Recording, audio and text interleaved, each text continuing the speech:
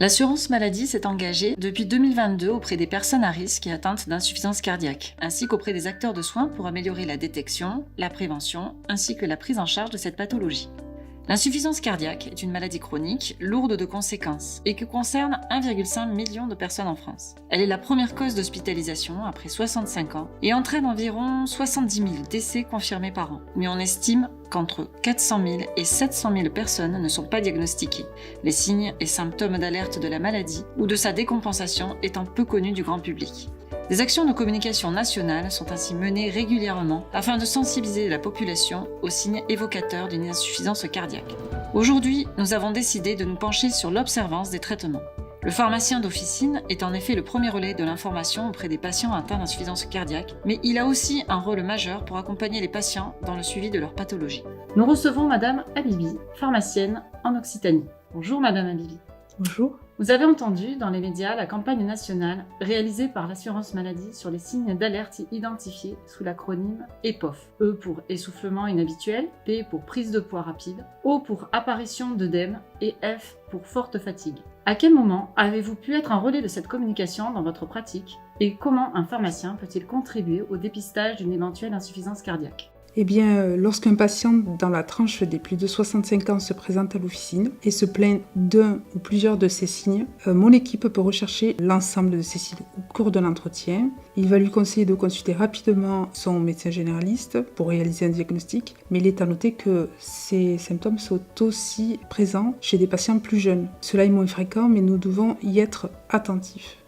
Pouvez-vous nous rappeler le rôle que peut avoir le pharmacien dans le cadre de sa pratique quotidienne pour accompagner les patients atteints d'insuffisance cardiaque ?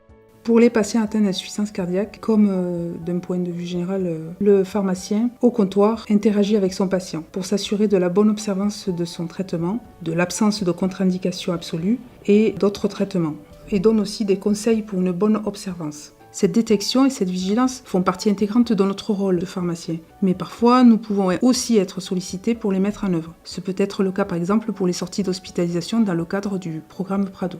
Y a-t-il des situations particulières qui nécessitent une vigilance accrue ? Oui, par exemple, dans le cas d'un constat d'automédication, une vigilance devra être apportée. Dans le cas aussi d'un oubli de médicaments, ou si la personne est non observante, on va essayer d'en identifier les raisons, proposer une discussion dans un espace de confidentialité. Il faut en effet parfois lever les peurs et les doutes sur les effets de certains médicaments. Lors aussi de renouvellement exceptionnel de traitement, le pharmacien ouvre le dialogue dans l'attente que le patient puisse revoir le médecin. Si le pharmacien détecte aussi des effets secondaires qui pourraient être liés au traitement médicamenteux.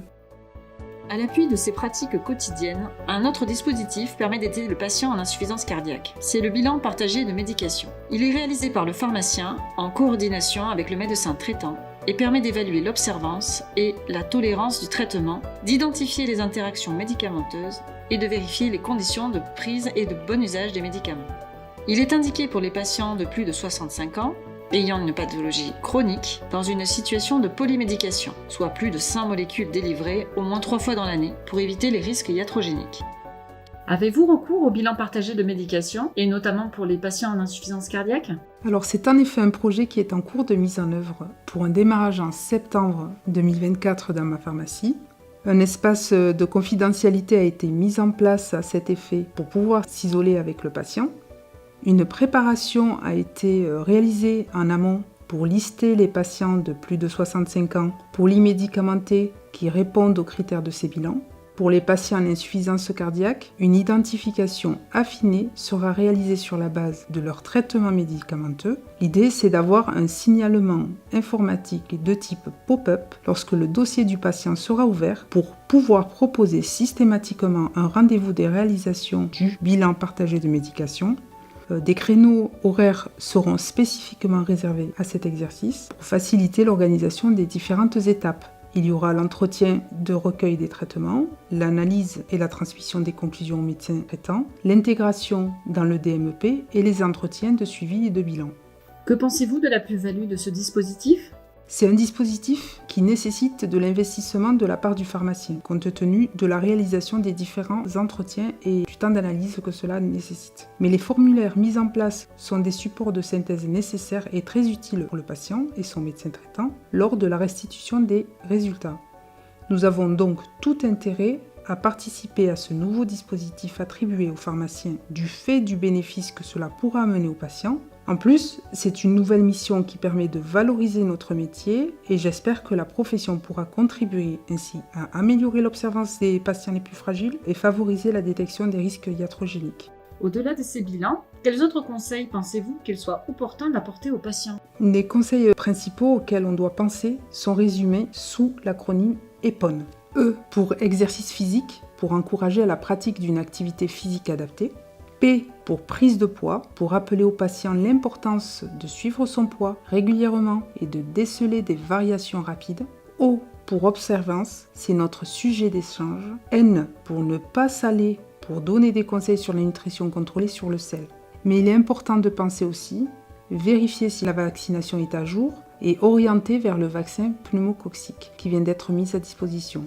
Inciter le patient à consulter son médecin traitant régulièrement, 4 fois par an dans les préconisations et 1 fois minimum pour le cardiologue. Merci Madame Habibi. Pour approfondir les points abordés dans ce podcast, n'hésitez pas à consulter l'espace réservé aux pharmaciens sur amélie.fr. Vous pourrez y retrouver les points de vérification et conseils à donner à un patient atteint d'insuffisance cardiaque, ainsi qu'une checklist pour vous aider dans votre accompagnement.